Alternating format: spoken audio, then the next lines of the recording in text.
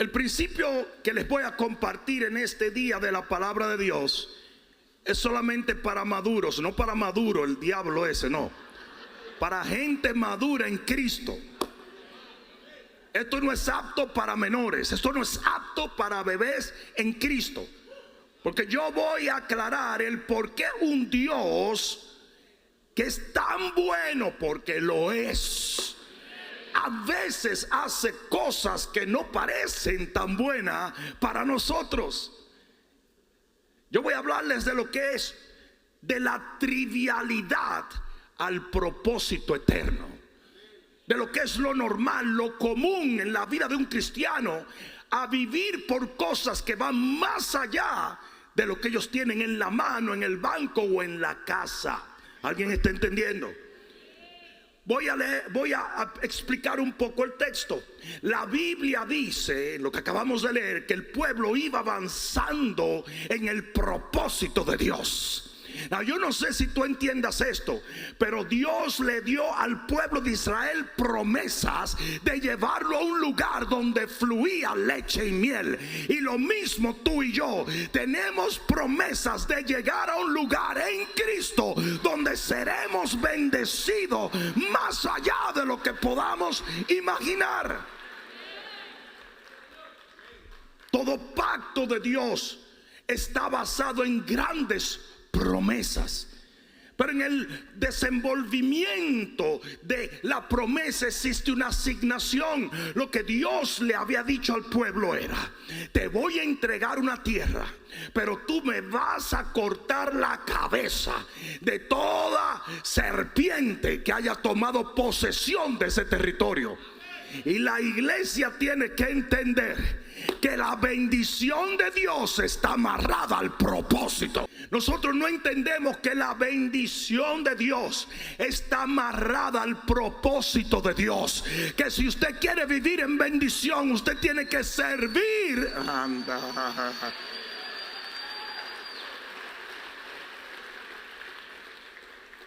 La ovejita tiene que proveer leche, tiene que proveer lana, a veces tiene que proveer hasta carne. Pero por eso es que el pastor la cuida, la protege y hasta arriesga su vida por ella. Los impíos son famosos por orar oraciones que nunca van a ser contestadas. Usted necesita entender que hay un propósito de Dios que tiene que cumplirse, y que el propósito de Dios va primero que nuestra comodidad. Ya los perdí. Y el pueblo estaba camino a poseer la tierra, y de repente, digan de repente, vino un espíritu en contra del avance de una asignación.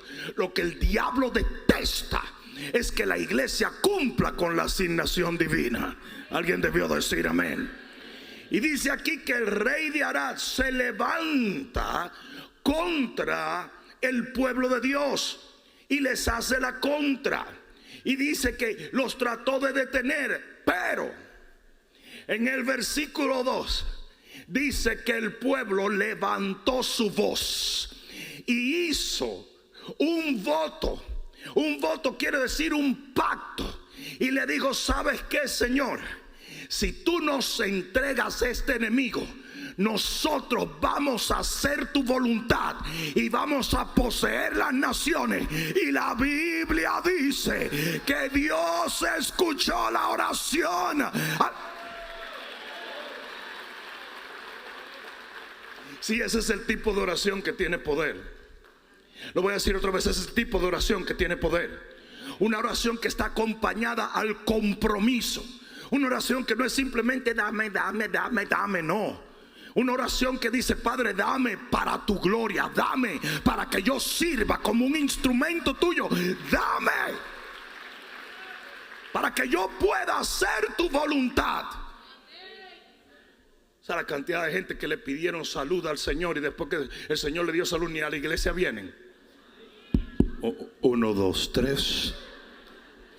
O sea, la cantidad de gente que le pide al Señor prosperidad y no puede usar su casa para un grupo bíblico. O ¿Sabes la cantidad de gente que le pidieron a Dios un carro y no traen a nadie a la iglesia? No mires a los lados en este momento. ¿Sabes la cantidad de gente que le pidió hijos al Señor y ni le predica la palabra ni los trae al grupo de jóvenes? Cantidad de gente que Dios los prosperó y no siembran en el reino. ¿Sigo o me quedo aquí ya? Porque la oración estuvo acompañada de un compromiso. Cuando nosotros vivíamos en el mundial, cuando no le servíamos a Dios, cuando estábamos lejos de Dios ni nos importaba el reino, también orábamos. Pero cuando vinimos a Cristo aprendimos a orar bajo la conciencia de que Dios tiene un propósito y nosotros somos instrumentos de ese. No, esta debería ser la vida cristiana. Esta debería ser la vida cristiana. Yo estoy haciendo la voluntad de Dios, el diablo me ataca, yo oro y el Señor entra en escena y le da una pela al diablo. Imagínate los testimonios. Imagínate, el enemigo era mayor que nosotros, pero nos atacó. Oramos, y cuando oramos, de repente Jehová hizo descender fuego del cielo y nuestros enemigos quedaron bajo nuestros pies. Y ahora seguimos avanzando de victoria en victoria, de poder en poder, de unción en unción, porque Dios está con nosotros. Y si Él con nosotros, ¿quién contra nosotros? Ay, Dios mío, alguien diga amén a esto. Ellos iban caminando con el pecho arriba, diciendo: wow, cuando nosotros oramos, el cielo se mueve. Cuando el enemigo nos confronta, Dios le arranca la cabeza. No importa que tan pesado sea el enemigo, no importa que tan fuerte sea, nuestro Dios es más poderoso. Así era que iban caminando. Así deberías caminar tú todos los días. Que no haya reto que pueda hacerte frente, porque tu Dios es mayor que toda oposición del enemigo. Yo no sé quién fue que yo vine a predicarle hoy, no. Algo muy significante acontece en el versículo 4 después de esta gran victoria. Y es que dice la Biblia que el pueblo continuó caminando y se desanimó. What? Después de un milagro tan poderoso, después de un rompimiento tan glorioso, después de ver a Dios moverse, después de ver al enemigo destruido, el pueblo se desanima. La palabra desánimo allí es abatimiento, desaliento, desmayo, depresión. Y esa es la razón. Yo te voy a dar la razón por la cual hay tanta gente deprimida y en pastillas en la iglesia. Y no es el diablo, porque el Señor había destruido al rey de Arad. La oposición que ellos tenían desapareció y se convirtió en victoria. Pero el pueblo se desanima. Fíjense que el pueblo no se desanimó cuando estaba siendo atacado por el enemigo. Fíjense que el pueblo no se desanimó cuando el enemigo los rodeó. Fíjense que el pueblo no se desanimó mientras el enemigo le quería arrancar la cabeza. Se desanima después de la victoria. ¿Por qué? Qué bueno que lo preguntaste. Porque se quedó sin reto.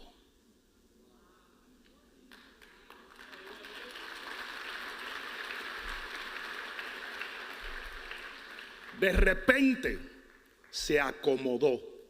De repente estaba caminando sin reto, sin oposición, sin problema. El pueblo comenzó a caminar en una falsa paz. En una paz que lo único que hace es destruir el espíritu del hombre y la mujer de Dios. De repente, el objetivo y la asignación no eran parte de la conversación. Ahora íbamos caminando diariamente por caminar, vivíamos por vivir, comíamos por comer, dormíamos por dormir. Cada día se levantaban y no había reto, no había enemigos. Por un tiempo no hubo retos. Y nada puede matar el espíritu de un hombre o de una mujer de Dios cuando usted no tiene que pelear por su bendición. Se llenó, y atiende, aquí es donde viene lo más loco, se llenó de trivialidades. Porque cuando usted no tiene enemigos reales, retos reales, usted crea fantasmitas. ¿Y sabe lo que empezó el pueblo a hacer? A quejarse del menú. What? Pero mira, dice, este pan está como muy liviano, como que el Señor debería ponerle mantequilla. Como cuando uno va a Publix a las 5 de la tarde, acaba de salir el pan y uno le pone mantequilla. Ay, Dios. También un quesito, un jamoncito. Porque ¿sabe lo que sucede con la gente? ¿Sabe lo que sucede con la gente cuando usted no tiene retos? Que usted comienza a quejarse por burradas, por tonterías, por babosadas. El pueblo comenzó a quejarse de el menú. Are you kidding? Porque perdió el objetivo. No tenía nada, no tenía enemigos. Ustedes saben que cuando llega el comunismo a Rusia, todo el presbiterio de la iglesia evangélica rusa estaba reunido en Moscú discutiendo de si se debería cantar con ropas largas, el coro, o en ropa común y corriente. Y el diablo tomó esa nación, mientras los líderes de la iglesia estaban entretenidos en tonterías. Ustedes quieren ver a la gente que se queja mucho y habla mucha tontería, que vayan al médico y le den un diagnóstico que le quedan 6 meses para que ustedes vean. En 5 segundos comienzan a orar, comienzan a ayunar, comienzan a creer, comienzan a hacer lo correcto, comienzan a vivir por algo mayor.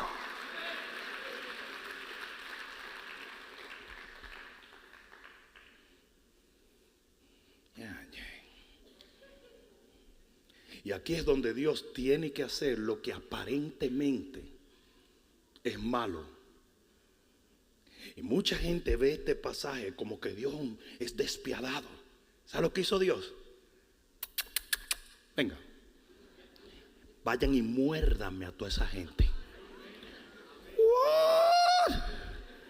Pero tú no me estarás diciendo que Dios, mi Dios, mandó ser. Eso es lo que dice la Biblia. Pero eso no fue un acto de castigo. Usted necesita reto, yo le voy a dar un reto. Usted necesita un enemigo real, yo le voy a dar un enemigo real. Usted necesita batalla, yo mismo le voy a poner la batalla. Cuando se te ponga rebelde un hijo, no se la haga más fácil, hazla bien difícil. Esposo, si tu mujer te está dando brega, pónsela bien fea.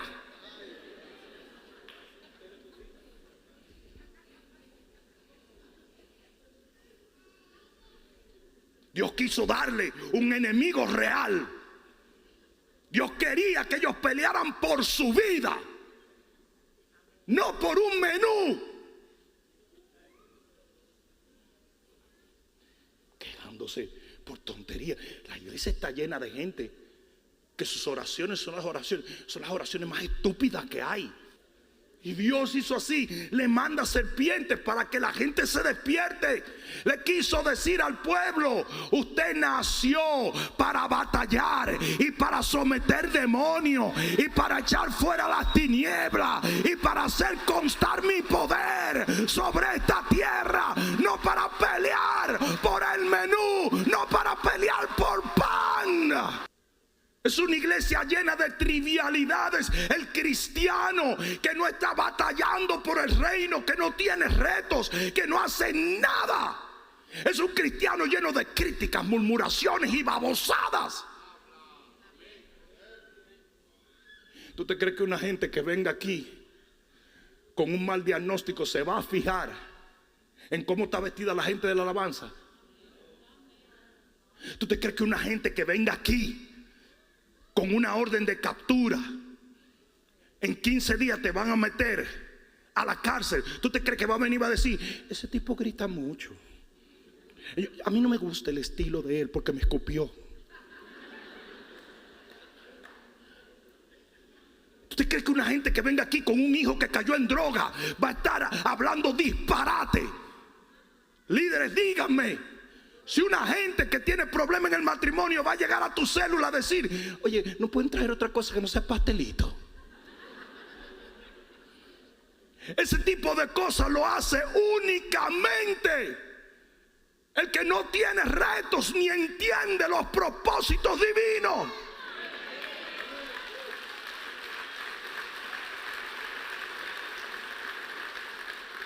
Usted no está bajo ataque, usted está aburrido. No es que el diablo la tiene, es que usted está aburrido. Usted tiene que salir a buscar un pleito. Usted tiene que proponerse batallar hasta que usted obtenga victoria que usted no ha tenido. Dios le envió un enemigo real, le envió un reto auténtico, le envió una motivación de batalla. ¿Alguien entendió eso? ¿Cuántos de ustedes siguieron la serie de Rocky? Las diferentes películas de Rocky. Rocky entrena, le gana, y de repente, no sé si es la 2 o la 3, Rocky tiene demasiado dinero y pierde porque se acomodó. ¿Y sabe lo que tiene que hacer Rocky para ganar? Volver a sus raíces, volver al gimnasio antiguo, a entrenar duro, porque ahora tenía un objetivo. Y el hombre vuelve al ring y gana. Y esta analogía es la vida de todo cristiano. Cuando usted se acomoda, se muere. Cuando usted no tiene retos, se muere. Hay gente que no es mala, lo que está es aburrida. Usted necesita un reto. David lo que hacía era hablar con ovejitas. Hey, Julia, ve, Antonia, ve, todas alabando a Dios, ve, hasta que se presentó Goliat, compadre. Ahí fue donde él descubrió que la vida era un poco más complicada de lo que él pensaba.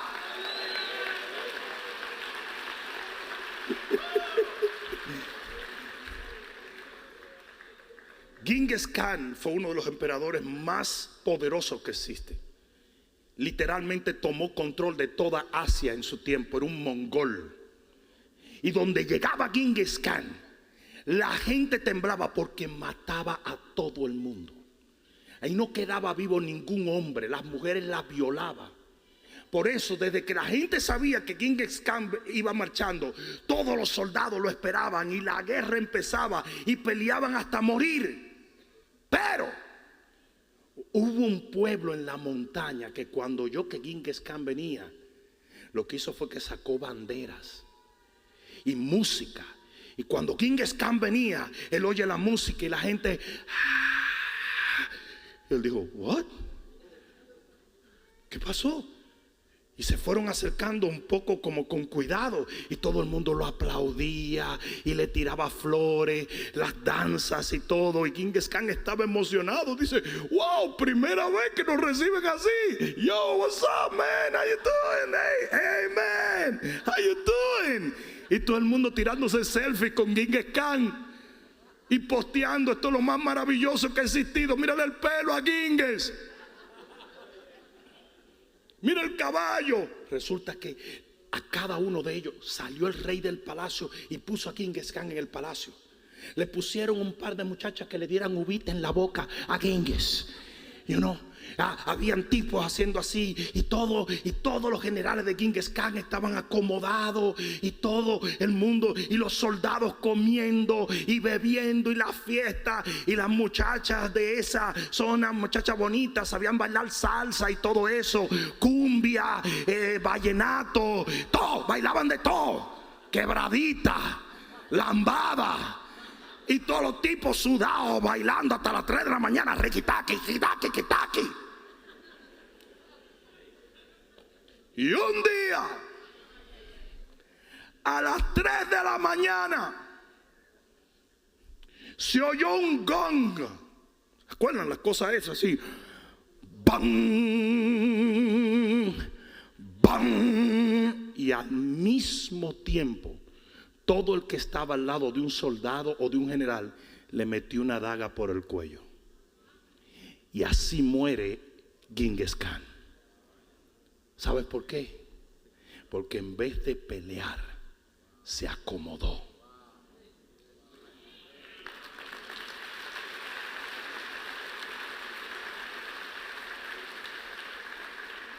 ¿Sabes lo que hace el diablo contigo?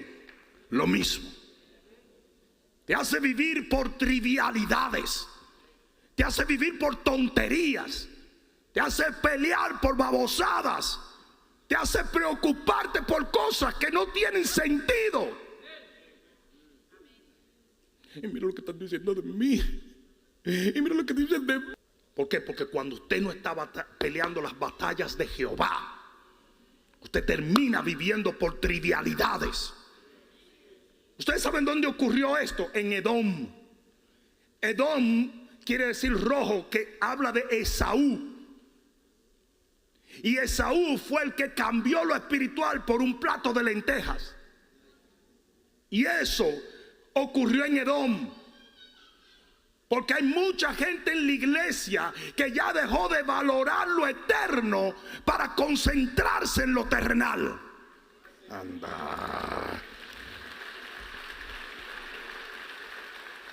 En el libro de Jueces capítulo 14 versículo 5 dice, y quiero que me ayuden en este momento, dice que venía Sansón caminando y de repente un león venía en contra de él rugiendo.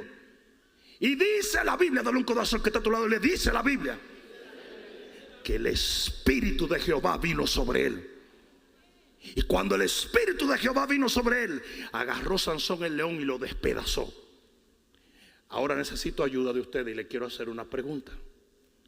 Si en vez de un león lo que hubiese venido era un gato, ¿tú crees que el Espíritu hubiera venido? Entonces la gente no entiende que para que haya un derramamiento del Espíritu y venga el avivamiento, se necesita estar en medio de una guerra.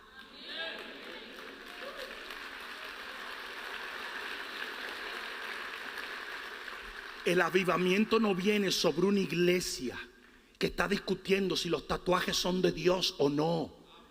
El avivamiento no viene sobre una iglesia que tiene problemas, que si hay arete, que si el arete se pone, que si la mujer puede tener bigote y el hombre no, que si esto. El avivamiento no viene en una iglesia así.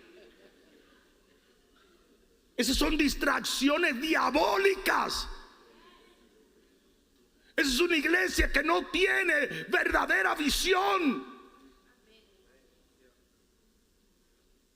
Qué cosa tan ridícula sería que yo me parara aquí a decir, las mujeres no se pueden cortar el pelo.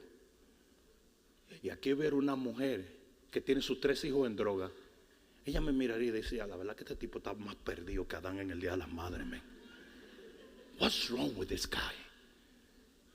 ¿No entiende él los problemas que yo tengo?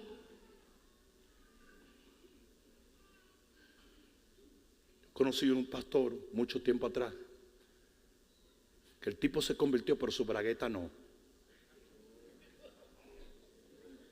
Eso el pastor lo dijo, yo lo dije. Ah, perdón, que ustedes no han sido cristianos mucho tiempo. Quiere decir que el tipo se creía un gigoló. Adulterio tras adulterio, la mujer lo perdonó, hasta que el niño lo diagnosticaron con leucemia. Yo nunca había visto la transformación de un hombre en un instante, porque él entendió en ese momento lo que era una verdadera batalla, lo que era un verdadero enemigo. Y el hombre que no oraba comenzó a orar, y el hombre que no ayunaba comenzó a ayunar, y el hombre que no leía la palabra comenzó a llorar. La Biblia estaba empapada de lágrimas. ¿Usted quiere que le diga? Milagrosamente en 3 años el niño fue diagnosticado libre de leucemia. Y a causa de eso la iglesia explotó, creció y hoy en día es una de las iglesias más influyentes en ese país. ¿Cometió adulterio otra vez? Jamás. Te confronta con retos reales. Cuando tú dejas de pelear soldaditos de cartón y comienzas a pelear verdaderos demonios, comienzas a defender tu vida y la vida de tu familia, confrontas retos reales. 5 cosas suceden en la iglesia, en el cristiano, cuando las serpientes comienzan a morder y a matar. Número 1, vuelven a Dios.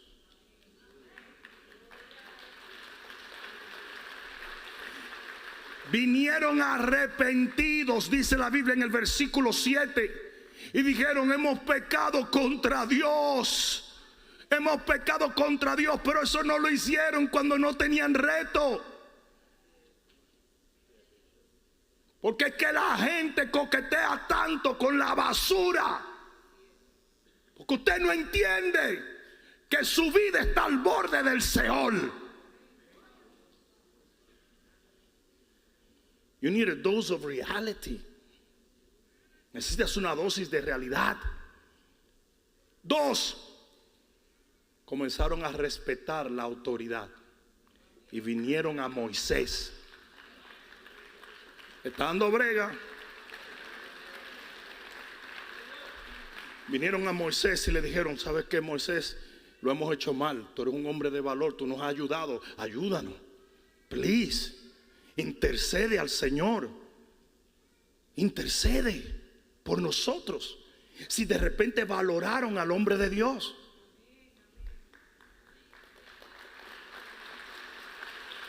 La tercera cosa, todas las críticas se cambiaron por oración. El pueblo entero dice que comenzó a rogar. Y te voy a decir una cosa: ¿sabes por qué que la gente no ora? Porque usted está demasiado entretenido orando para que bajen los precios en Neiman Marcus.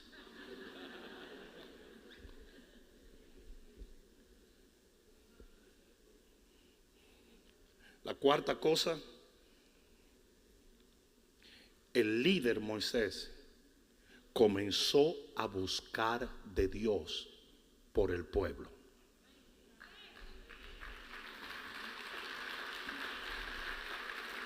Y recibe una revelación de Dios para que el pueblo se salve. ¿Por qué que ustedes creen que hay tantos pastores totalmente perdidos? Porque no tienen retos. Simple. Y termino con la quinta cosa que sucedió cuando las serpientes vinieron a morder. Milagros.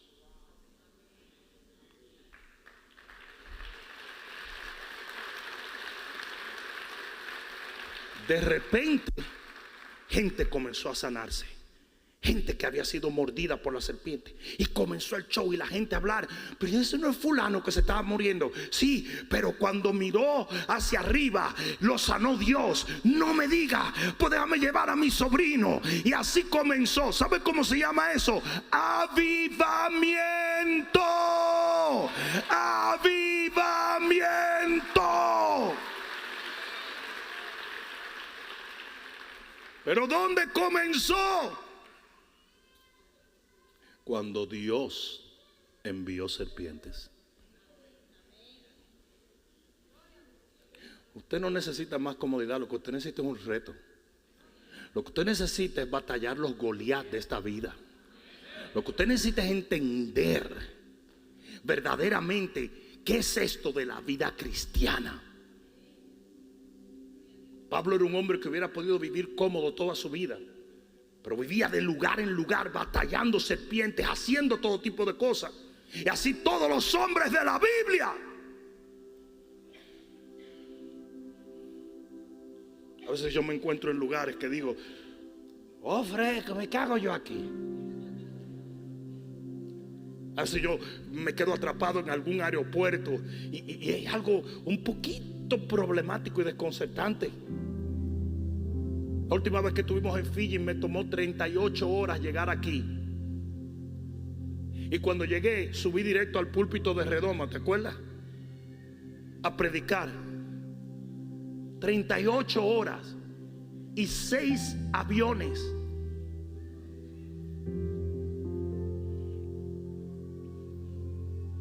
Y tú te preguntarás, pero ¿para qué? Porque eso es vivir. Eso es vivir.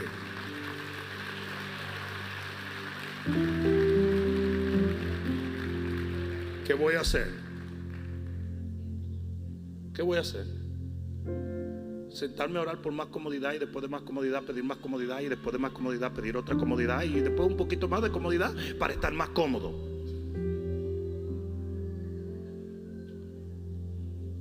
Y voy a terminar con esto, y es lo siguiente: los retos que Dios nos entrega son definitivamente incómodos, pero producen bendiciones eternas.